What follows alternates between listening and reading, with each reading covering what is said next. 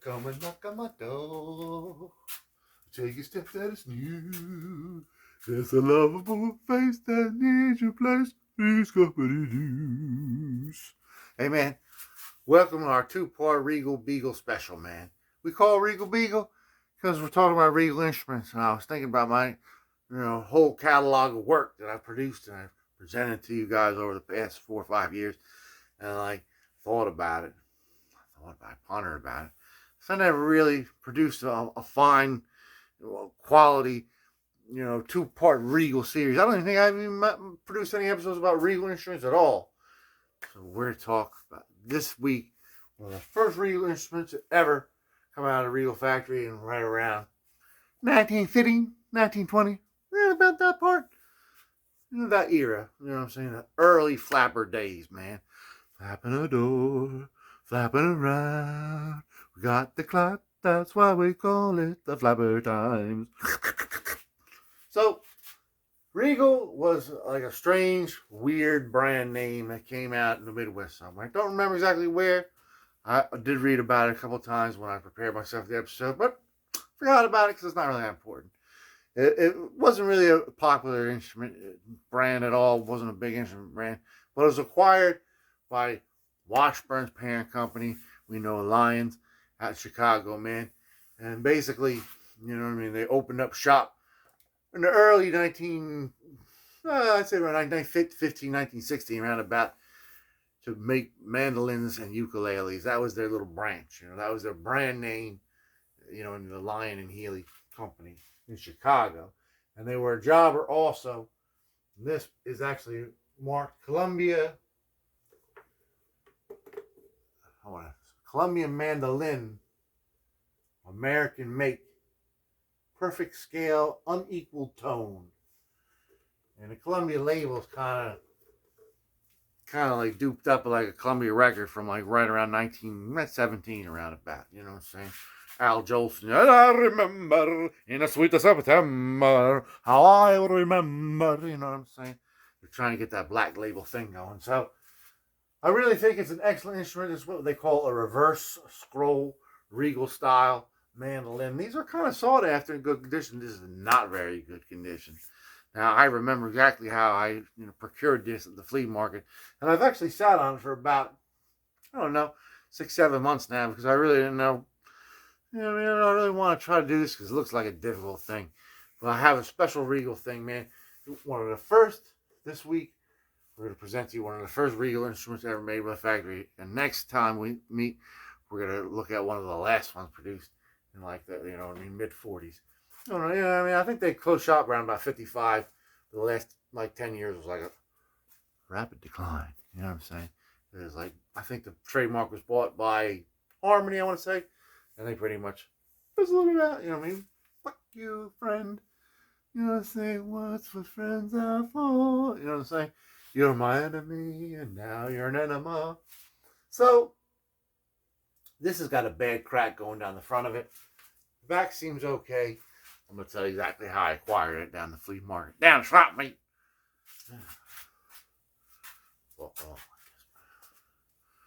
Walking proud and humble.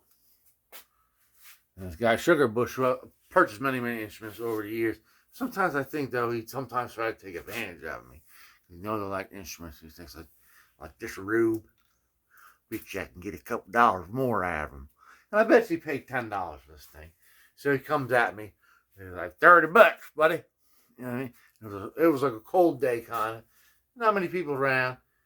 There's another flea market. There's a big, I think they call it the Camp Town swap meet down in Lair, where it's like huge, table on table. You have to pay like $5 to get in there. There's so much stuff. You go there and you don't buy anything because everybody's been there before. I'm not early riser anymore, So, it's missing a tuning post here. Kind of sucks because these are small ones. We'll have to find the smallest one in the drawer. And it's got some cracks on it. But it's a desirable mandolin from the early days of the Regal times. So we're going to flip this thing around. We're going to play it at the end of the episode. First, we got our fiction. Because it ain't playable yet. Because that's the whole premise of my program. And if I can't fix it for you, you know what I'm saying, I ain't gonna be able to play it. So you're not gonna see this episode. Because that's kind of our quality control. You know what I'm saying? Quality control don't filter them episodes out. You've never been one where at the end of the time Bobby G wasn't sitting on a little stool there and like saying, why are there so many songs about sweethearts? Listen to me. I don't have any more time for tomfoolery because this will probably be a long episode. Because that crack's pretty deep. You know what I'm saying? The river runs deep right through my heart. I'm starting to tear up. So let's flip it around. Let's not take any more time. We'll look at it closely. This is week 1 of the Regal Beagle, man. Next week, we're looking at instrument toward the end. And I have a whole story, it's a dramatic story about the acquisition and the provenance of next time we meet Regal Part 2, man. Woo-hoo! That's a cooker, boys. So ready, set, and go. Mm-hmm. Now we're taking a good look at our old Regal. The old Beagle, friends. See that? Bell brand. That's the old patent number. See the big cracks running up the body. The old label.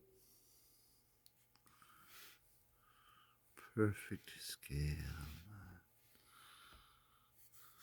See if we get any other markings in there. Can't see anything else. One little tiny piece of binding left. Holding on like a piece of tooth so we can use it to measure to try to get some binding on there so we don't have to do too much radical work on the instrument while we're trying to, you know what I mean, fix it up, then put binding on it. That is a shame.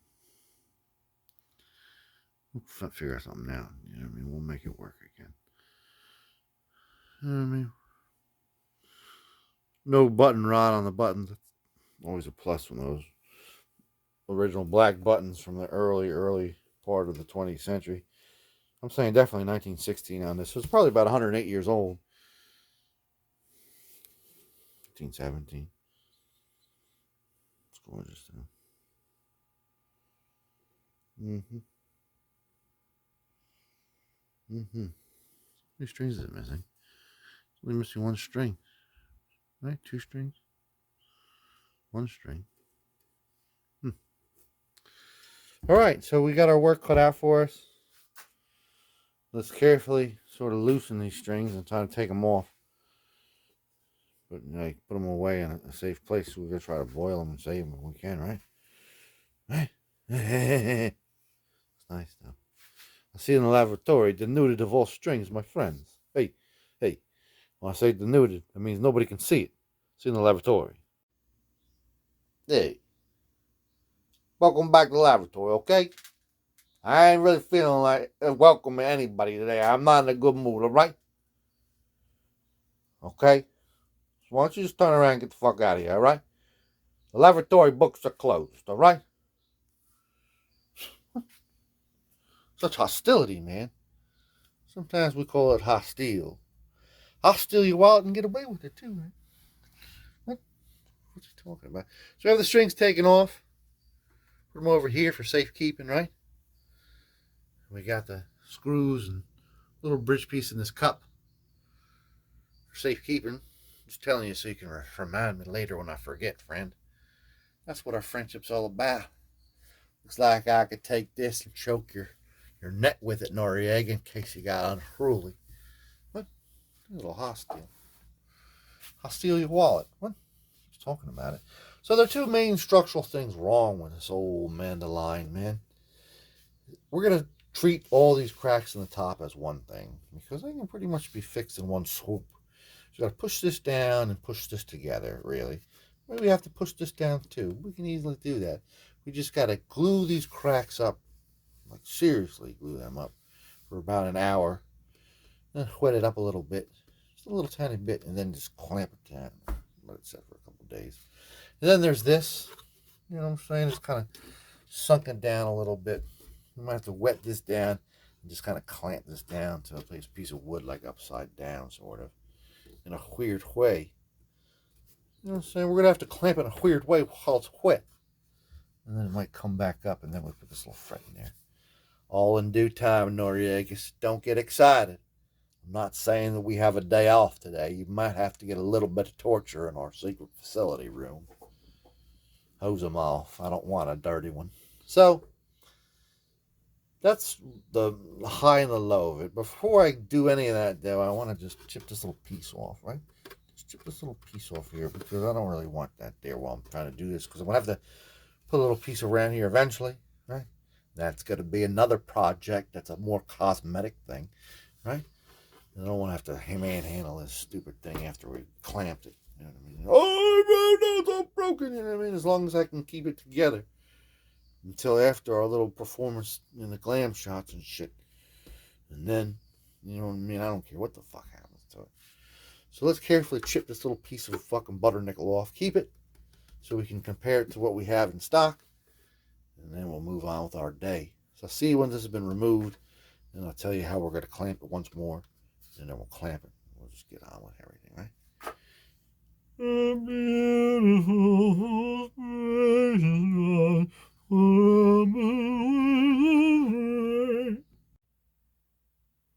you knocked out the only remaining tooth I had.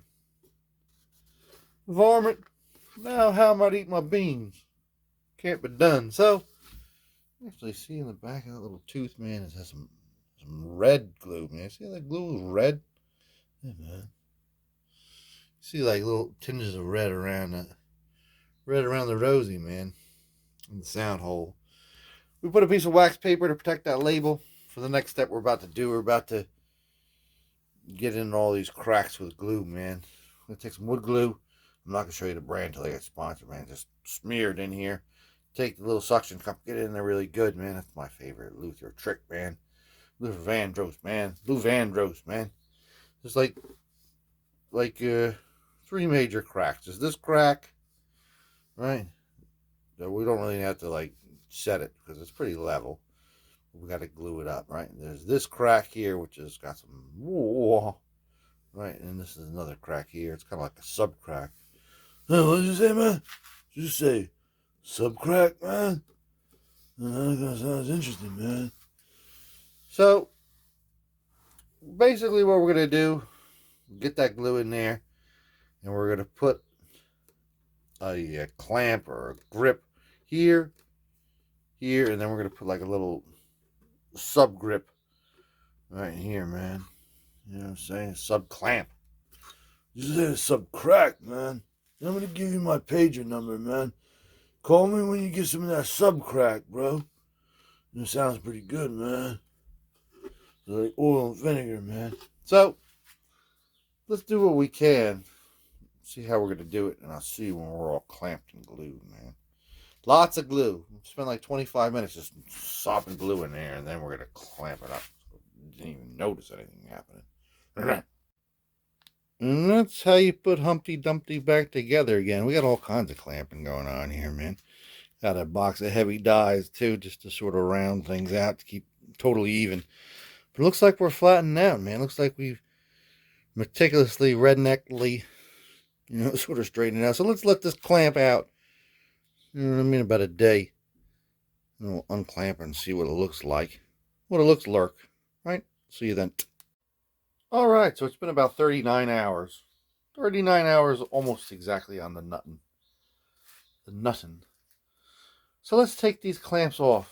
And let's see if it's been rehabilitated, reinvigorated, re-emancipated, re-inoculated.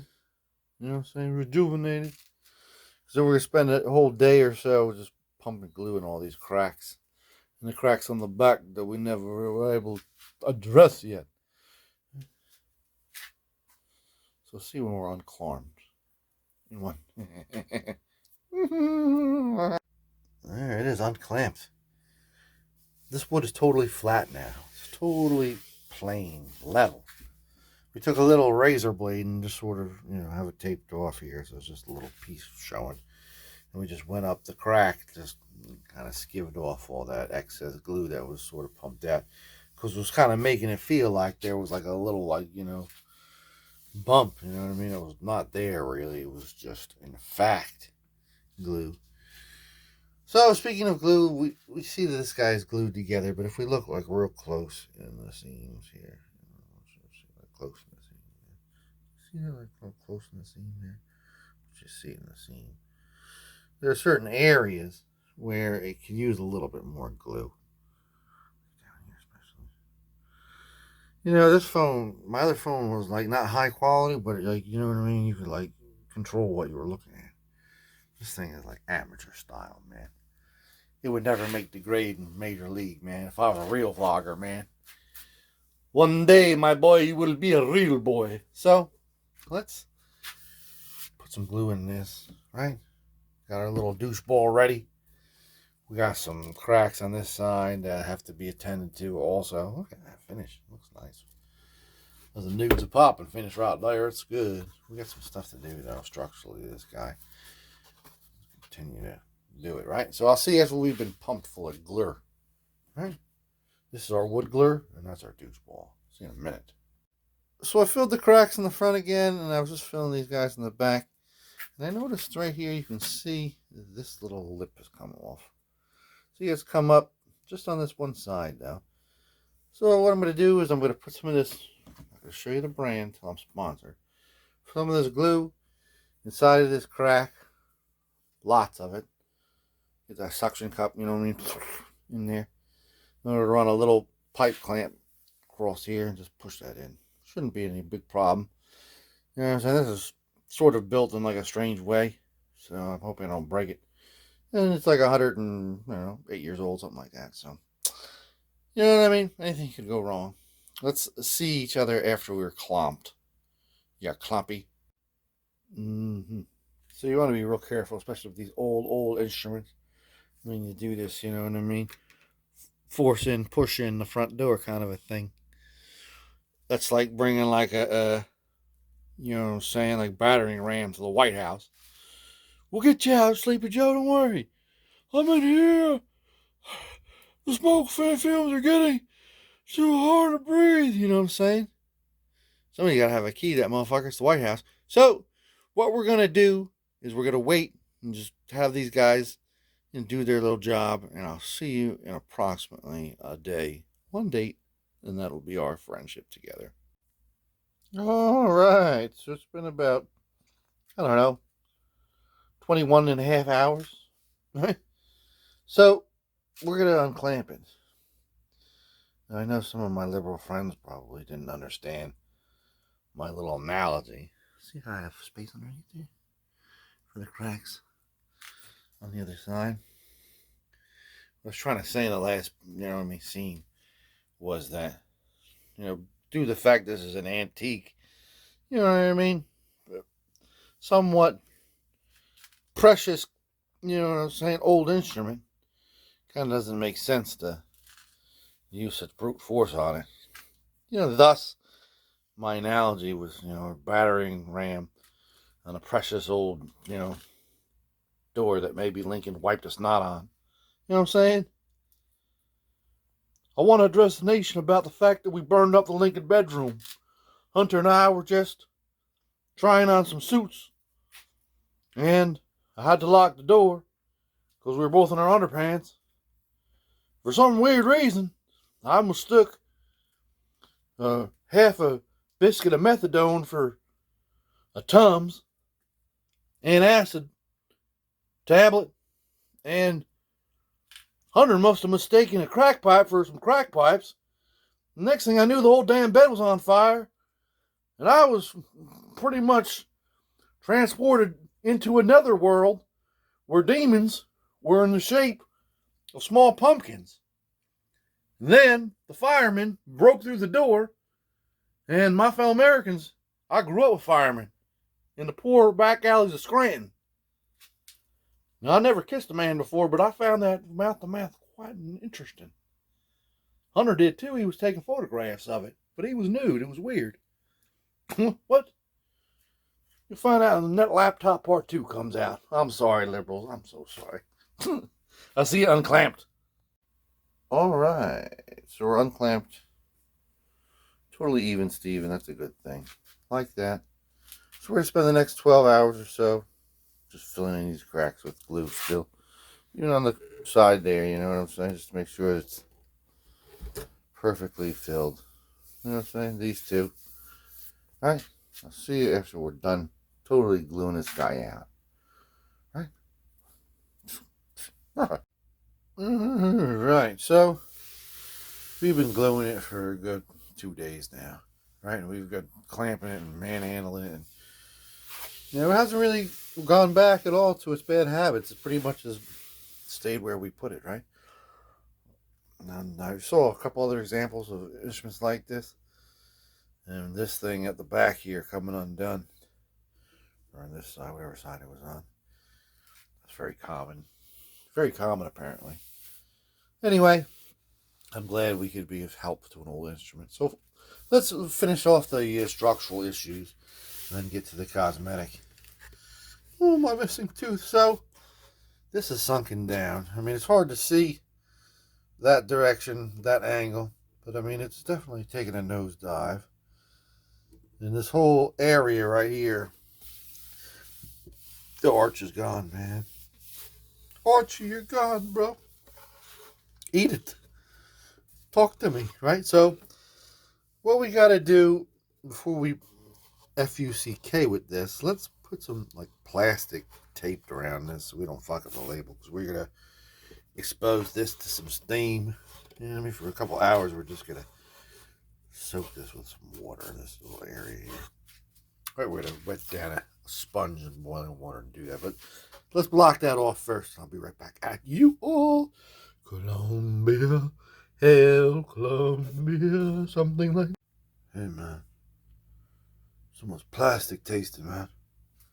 So we got all plasticed out. Hopefully we'll be all right, man. Whatever, man. You know what I'm saying?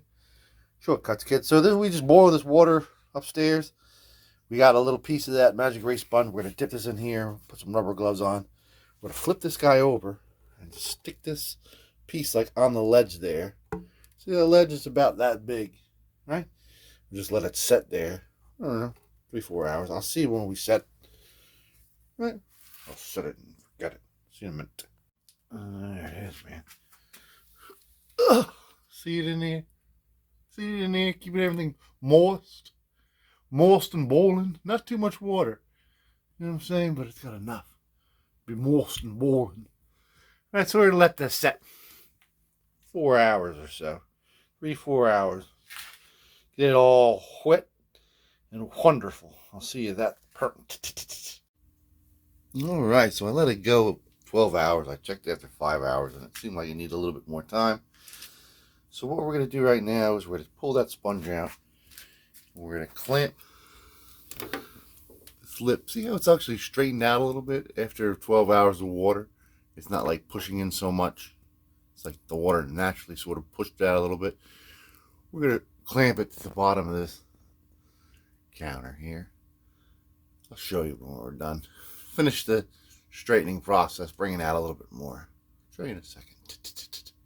Alright, so I got it clamped to the bottom of the countertop there. Looks alright, man. So we're going to let this set, I don't know, a couple days. Maybe twice a day we're going to tighten it a little bit. It's like a pair of braces, man. Get my orthodontic on, right?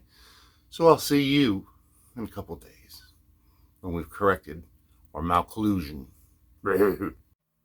Alright, so it's been about, I don't know, 54 hours.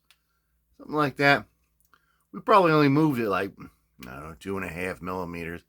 Something like that. We tighten this guy once every 10-12 hours. Don't want to keep tightening it too much more, because then you're going to hear that's not a cool sound. So let's unclamp it and bring it outside and let it set out in the beautiful sunlight. It's such a gorgeous day today. We're going to let that set until it's totally dry inside and out. And then we'll be back down here. Right? And we'll continue our journey together. I'll see you then. Alright, so there's nothing like a nice day outside in the spring. Not really the direct sunlight, but an area you get a little bit of light, a little breeze. You know what I mean? Nice warm weather outside. Warmed up weather, let's. I played the instruments and Beach Boys songs, you know what I mean? Became depressed and happy at the same time. Look at that. gears came back to life too. Like a little oil started warming up again. It went from being like an artifact to an instrument again. Your transformation is complete.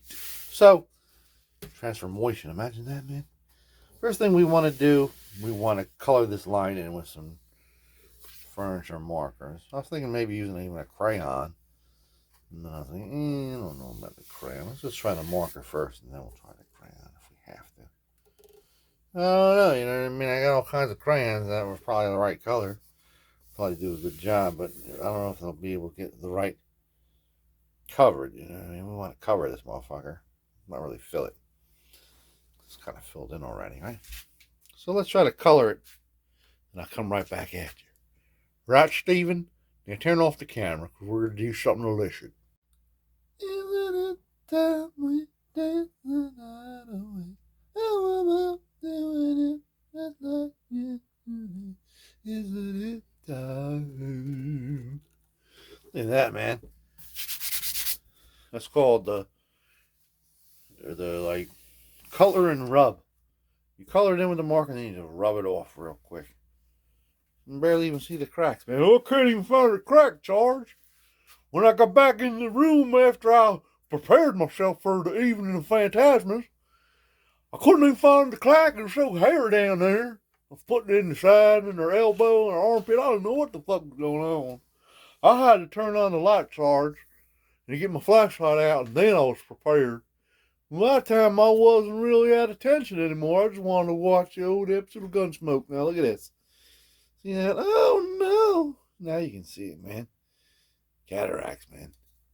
Effects 1 and 5. So, let's clean off this fucking scum that's on this thing. It's just like a fucking pile of scum.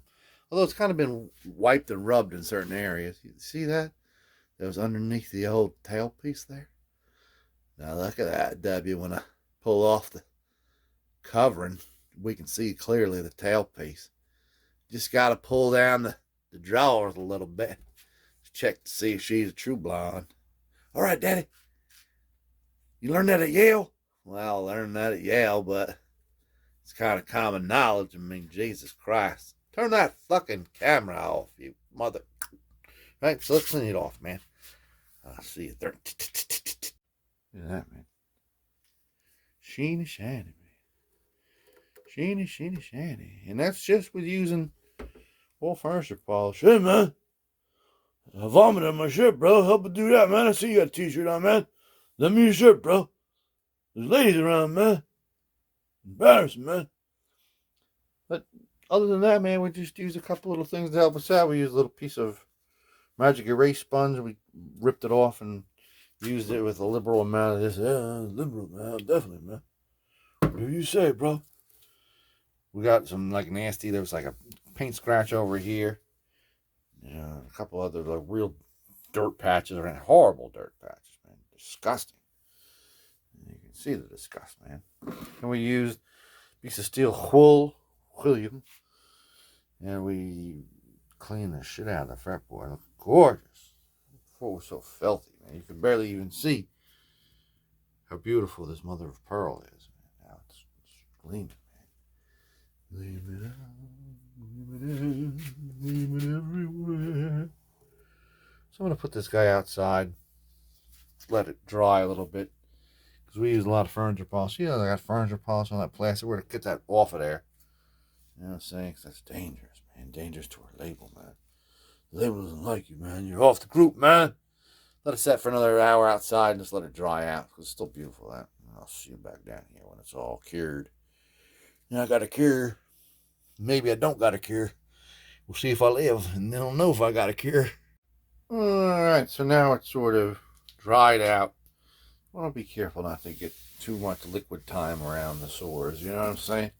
You don't want them to get reinfected. So it's got a little hazy, little dull at this point. That's okay. We got some masking tape. I used to have some like other masking tape around here, a little bit thicker than this. I can't find it. So we're going to deal with that right now. We're just going to go double up on this guy. Cover this guy, the hole, with tape. Take a crayon. Like trace out the hole, and I'll see back of that print. You'll see what I'm going to do. So I'm going to do something to make my hole holy once again. Alright, so we've sort of sank it in there, right? Took this as a crayon from back in my day, man. That's what the label used to look like when I was a youngin'. All right, now that this is clearly defined, we took a little bit of a, you know what I mean? You can't really see it because I got like light shining on it, but there's a little line going around there. We're gonna cut it slightly above the line, you know what I mean? So we have a slight, tiny bit of exposure of the hood, just so we can do our next step in peace, tranquility, and a prudent state. So I'll see you once we've cut this out and reapplied it to this exact area. Arium 51. That's where the aliens rectified our. Like so, my friends, like so. See how it's like slightly away from the hole, and now we put a little bit more tape around, protecting all the wood. All the wood around here, William. We want to be protective of it. We're slightly clear of the hole. So we have some of this. This is new old stock. In like the 90s, like 2000s, when Chinese companies started getting in the internet game, they made millions and millions and millions and millions of guitar parts. You know what I'm saying? For different outfits in Korea, really, and around the world. And I remember I split a big roll like this of neck binding with Dr. Patillo. He gave me some pieces of his thing to hold me over, and then when mine came in, you know what I mean? I gave him half of it. But you can see some of it's yellow and deep inside of there, even not deep inside there. Some of them are really yellow in there. We're going to find the yellowest one of all, and then we're going to take some gel glue. I'll show you the exact gel glue because I want you to know about it. It's this one, man. I don't show you the sponsorship. I mean, future sponsorship. Wink, wink, right? Right? And we're going to very carefully just install the most yellow piece of it all the way around here, just like we did with that Rossetti pickguard, man. Slowly but surely. Use a masking tape to tape it on, you know what I mean? And then we'll just slowly get it on there. Right, William? So I'll see you when we're all bound to each other. By each other, by love. To each other, by love. Alright, so we got the binding on. We sprinkled it with some baking soda just to get it to harden. You know what I'm saying? I'm gonna leave the tape on for a little while. And then we're gonna, you know what I mean? You know that. Hey, man. Ain't no baking soda, man. Did you find that over there? Oh, no, man. Oh, no, man. This is not gonna be a cool night for me, bro. I was ready, man. Now I'm not. Oh, no, man. Fuck, man. I just hope my paycheck on that, man. You serious? You thought that was baking soda, man? The fuck, man? And there it is, man. Looking really good. Looking excellent. Took the tape off. Some rubbing compound all around here where the tape was. Just to, you know what I mean? Just to get it smooth again. Because although it didn't really fuck anything up, as you can see. You know what I'm saying? Now it's been rubbed out. So we got everything else out. So now we want one last sort of structural thing on this little hump here. There's a little slight hump. I mean, it's not too noticeable. But I'm going to take the wood glue. Take the suction cup and just slip it in one more time and put a clamp on here for a good 12 hours a day, something like that. Just as, you know what I mean, drive home this final clamping moment. Just because I feel like it, right? I'll see you after we've been clamped. Ready? Set, go. Alright, so again, we're doing things correctly the wrong way. Let this set a day. You know, it's just like sort of like the final call for trying to push it down after we've already closed it up. We're like sort of, you know what I mean? That looks great though, that binding. It really like surprised me. I was like, whoa, hey man, expert level, bro. So I'll see you in about a date. Alright, so it's been a date. Let's unclamp it and see how it looks. Move on with our process. Alright, so the hump is gone. We're not totally back to perfect shape, but I mean, we're pretty close for not having taken this guy apart and messed around with it. Speaking of which, there's a missing brace in there. I had purchased a set of braces. This is a set of 24-inch concert ukulele braces. I was gonna, you know what I mean, put a little curve on it and glue it in there, but it seems like it's not even needed. You know, it seems like it's pretty, I mean, structurally, there's nothing, you know what I'm saying, amiss. You know what I'm saying? I would, you know what I mean, if I had to, but I don't really have to. It's going to be a lot of pain in the ass to get it perfectly on there, and we have to carve the little shape into it, the little rocking chair shape into it perfectly, and mess with it a little bit. You know what I mean? You know what I mean? It's good to have, my friend. I wasted $3. But we do need to address one thing that we can easily address, is this missing fret. Now, you know what I mean, the low, narrowest fret wire that I've ever encountered on the internet comes from Gitty for their little, you know what I'm saying, cigar box bullshit. But it looks like it'll be a perfect match for this, or close enough. I mean, it's more of, this has like a slightly kind of like a bronze color, and this is more like a steel color, but not really. You know what I mean, not too different. So let's cut a little piece and get it in there, glue it in there, and have a good time with ourselves. Let's see when that's done. There it is, man. Looking good. Looking good like it should, right? Now, I'm not really doing a fret job on it. The frets seem to be alright. I do want to put some mineral oil on there because the fretboard's real dry. Before we do that, though, let's go ahead and take these tuners off on this side that we need to repair. See, we're missing that guy right there. Now, this is like the early version of this instrument. Later versions from the late 20s, early 30s had the flat slot heads, screws in here, like a flat. They were playing with the gear. These are the very earlier ones, and then they became white in like the early 30s, the buttons. But this is definitely the early variety with the little tiny circular guides. So we want to take that out, not because we have to fix it, but because this hole right here is stripped. And we want to be able to put a screw in there, so we're going to plug that. See how it's a little bit up? There's no way that's going to hold the screw without putting a little toothpick in there. So let's take this off so we can fix that while the grease sits in, right? 2 in 1, right? 2 in 1. So I'll grease you up. I'll see you there. Yeah. All greased and grassed. Let's let that seep in for a little while. Let's go look at those Waverleys. Right? Waverly tuners. I'll see you in a moment. There we go, man. Look at the Waverly labeling on there. See, it's like, yeah. Got like the old school New York, the patent number on top. Old school, man. Very old stuff. So, we spent a good afternoon digging through the parts drawer. And we found this. And then I found this in my my miscellaneous screws thing. Like I said before, it's very hard to find.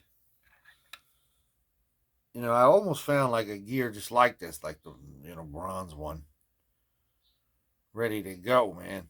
And I just forgot to bid on it. It was like an old luthier parts thing, you know what I mean? And I think it was missing 1 or 2 itself, but it had 1 or 2 that I could have poached, you know what I mean? It's like the same exact one. I was like, yes, there were all kinds of old mandolin parts. And then, unfortunately, you know what I mean, I couldn't find another one. I was like, oh. You know what I'm saying? Oh, no, you know what I mean? And then I come to find this is very rare with those humps and, you know what I mean, with that particular early one, you know what I mean? So, fuck.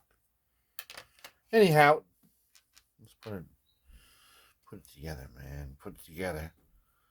I have this cream. Hang on 1 second. It's like this mysterious cream I got 25 years ago, and it could turn like brand new looking pennies into like dark relics. I'm gonna see if I put a little bit on this, darken it up a little bit, and on this screw here, I'm gonna like just take a black on top of a brown furniture marker and just color the head in there. Hey man, color my head, man.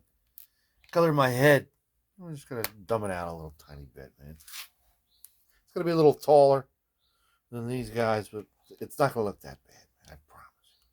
I promise you. And if I ever find another one of those luthier lots, I'll pick up one and I'll just unscrew it. You know what I'm saying, man? Oh well.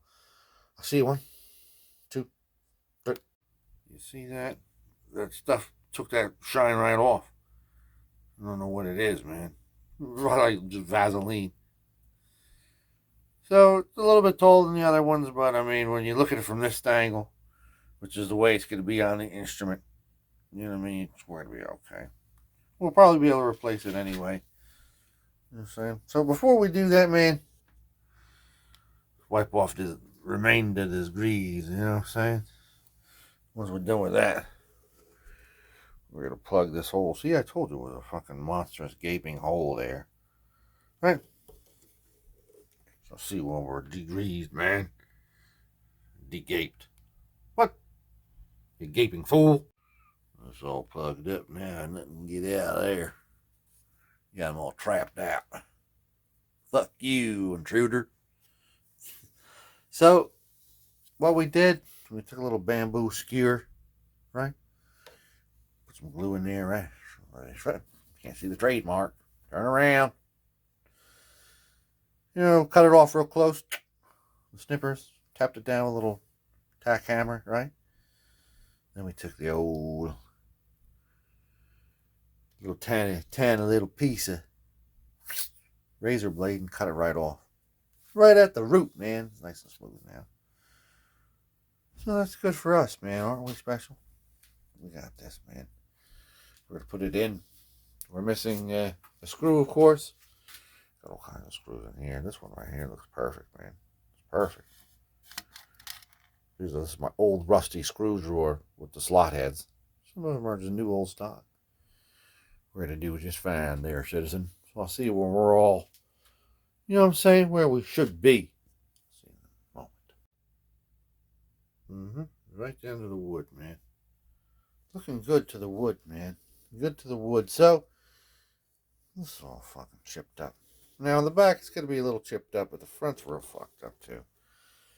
You know what I'm saying? We don't want it to be so harsh looking. Friends, come in. Don't let anybody see you. Don't let them see you. Because then they think I'm an amateur. But wait till they see you, Purdy. You're going to be looking like you're ready for the jamboree. Right? See you in a moment. Ooh, hey, look at that. Woohoo. Seriously, man. Oh, look at that.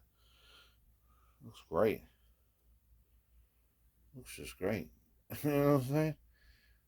Went from looking like Papa Smurf had been in jail for a couple months. You know what I'm saying? He was like somebody's bitch. To being now he's like, you know what I mean, chilling with Gargamel, making his revenge plans. You're sitting high now, Papa Smurf. Yes, fuck them all. Especially Brutus, who got me in the shower. Et tu, Brute? That stab was the most unkindest stab of all. Shut the fuck up. Take it like a man, or like a girl, or like a little blue dwarf, right? It's kind of weird shit going on in the penal code, man. Anyway, we're getting there, man. We're getting to the point of no return. Look at this fucking dirty old slag, man. Oh, I wouldn't even want to, bring this home to show my ma. You know what I'm saying? Hey, stay in the car. Hey, Ma, we're going out. Is that your girlfriend out there? No. Get back in the fucking house, all right? I don't want you to see nothing. I'd like to see you, Ma. Shut up. Eat that knish. So I'm going to take a little piece of steel wool and just, I'm going to clean this up, man. I'm going to clean it up a little bit. I want to make it nice for the people. You know what I'm saying? I'm tired of looking like a fucking slob, right? I'll see once we've been, you know what I mean, improved. This is before, right? 1, 2, 3, and this is after. This thing is so damn old, it's like a Civil War artifact.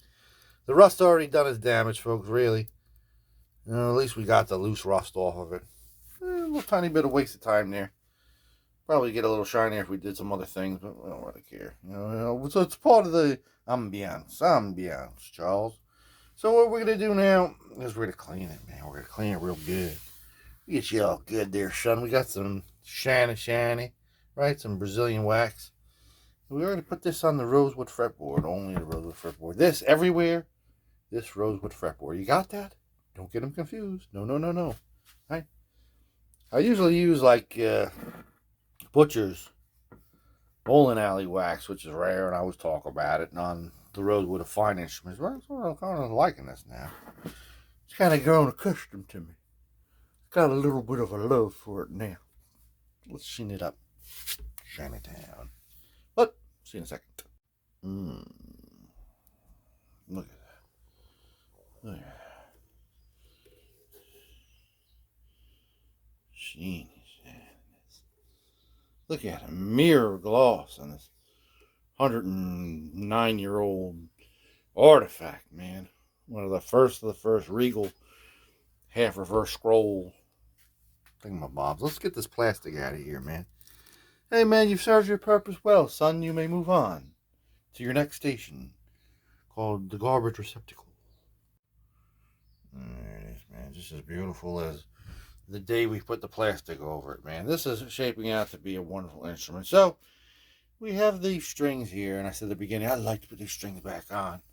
I think I'm going to do that. Now, I was thinking about it. This pretty much has, like, standard size mandolin strings. Martin, I don't know if they make them. The mediums pretty much was the old-fashioned gauge. And you can see the gauges there. Now, you can buy an import set of mandolin strings, and they are super, super light. And if you look at the, difference, you got the E strings are 11s. These E strings are 10s, right? The A strings, right? 15s. The A strings over here, 14s. 24, 26, right? 34, 40, right? And that 40 is like this big boy. It was made by fucking Copernicus, bro. It's the oldest one in the fucking book, bro. So I was thinking, maybe it's better we put these on here. But then I was like, you know what? I had no neck problems on this thing. I mean, I might have a collapsed top. But I mean, I can get away with just picking I'll pick a nice 10 out of here. And string it up with the originals if I can, right? You know what I'm saying? I can always put these on there at any time. You know what I'm saying? Because I own them.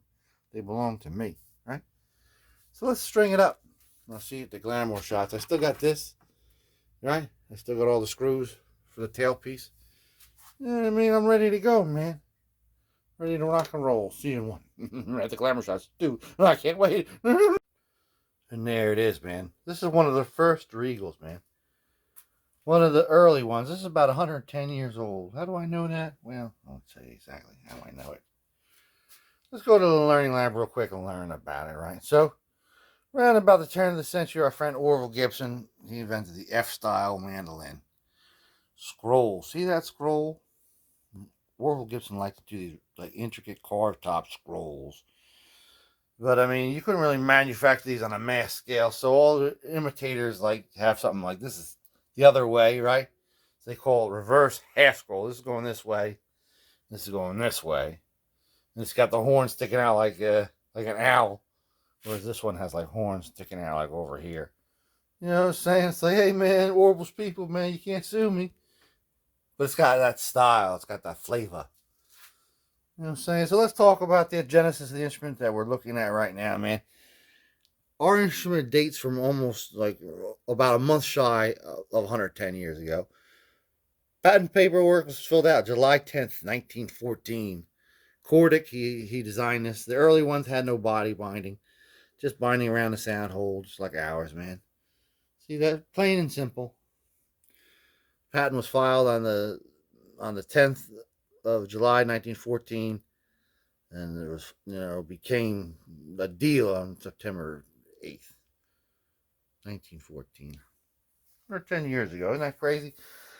By like the mid-20s, here's a mid-20s catalog. It already had like binding on the, neck, binding around the body, binding, everywhere. The back, sides. It had white buttons. $12.50. Style 107. This is mid-20s, like I'm saying. This catalog. Regal, man. The Regal Beagle, man. Before they branded Regal, they were branded Columbia because Columbia Records, the Victrola thing, that was a big deal. Yeah. So let's try to date it even further. Here's a mandolin, a Columbia mandolin, an early one before the reverse scroll. This is just like, and it's got the Waverleys. This is about 1912. It's got those Waverleys with the screws with the big humps, just like ours. You know what I'm saying? Just like ours. The brass. You know what I mean? Those screws. Now, I have one from 1916. It says 1916. And it's in almost gem mint condition. You see this? See how by that time it's already like the slotted screws that are flatheads, white buttons. So we can date this one probably to around 1914, one of the first of the bunch, man. So now if anybody asks you about the reverse scroll Columbia Regal instruments, you be like, yes, I know exactly about them. You know what I'm saying? I never really intended on restoring this instrument, to be honest with you. You know, I have all these instruments just sitting around. Look at this guy, for example. You know what I mean? I bought this a while back. Conscious of there. Will this thing ever play again? Probably not. This is going to be a wall hanger. You know what I'm saying? But because we have the Regal Beagle month, this is one of the first Regal instruments. And the next time we talk together, we're going to do one of the last ones. And the last one's a doozy, man. It's a celebrity-owned instrument, man. So it'll be exciting next time we meet, man. To finish off our Regal saga, man. Great condition now, you know what I'm saying? Before it was like, you know what I'm saying? Like I said, a wall hanger. Now this is actually an instrument with a couple cracks that have, you know what I mean? If we're standing over here, we can't even see the cracks, man. And I got like a cowboy hat and a flannel shirt on the stage. Lucinda's watching me. She's like, you got a nice reverse scroll going on there. Is that a Columbia? It's got no banding on it. I've seen it, Guitkits. I know my shit. So let's hear it. Right? So I've talked a lot. I want you to hear. 110 years old. You believe that? Oh, hell, Columbia. There it is, man. Can you believe it? Can you believe it? This thing actually was restored. I mean, it looks gorgeous. It really does. I mean, you guys see the crack. You know about it. Otherwise, I mean, it's so... You know what I mean? I'm not a big fan of the mandolin. I own like 5 or 6 mandolins and like 6 or 7 banjolins. And it's just too small. It's like designed for a very small man or woman. You know what I mean? With small hands. You know what I'm saying? It's not like a...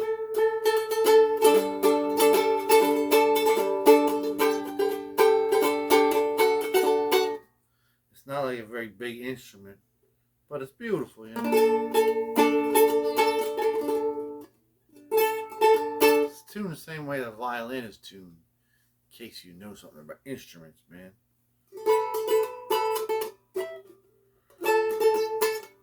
Unfortunately,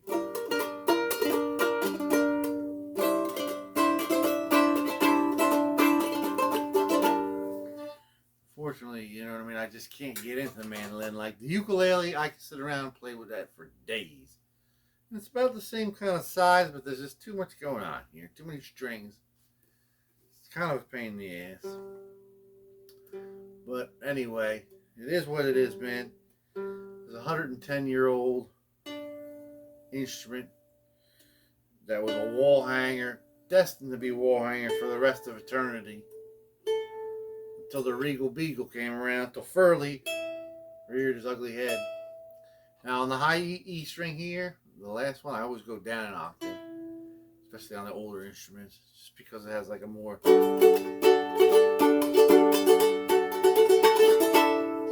It's more like mellow kind of phrasing, man.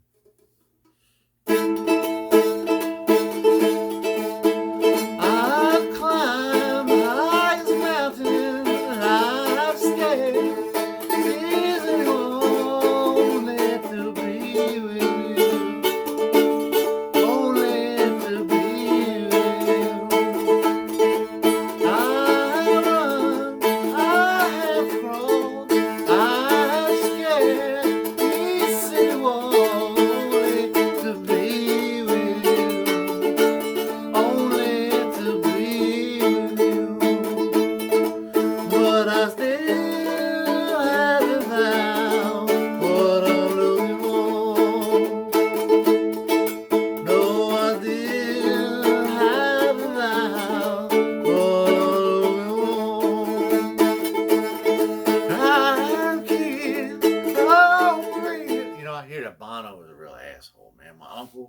He was born in Ireland. He used to work in this bar. He's about Bono's age.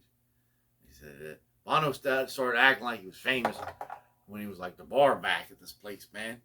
You know what I'm saying? He was just like, became famous by telling motherfuckers he was the man, you know what I mean? Hey, look, if it works, it works.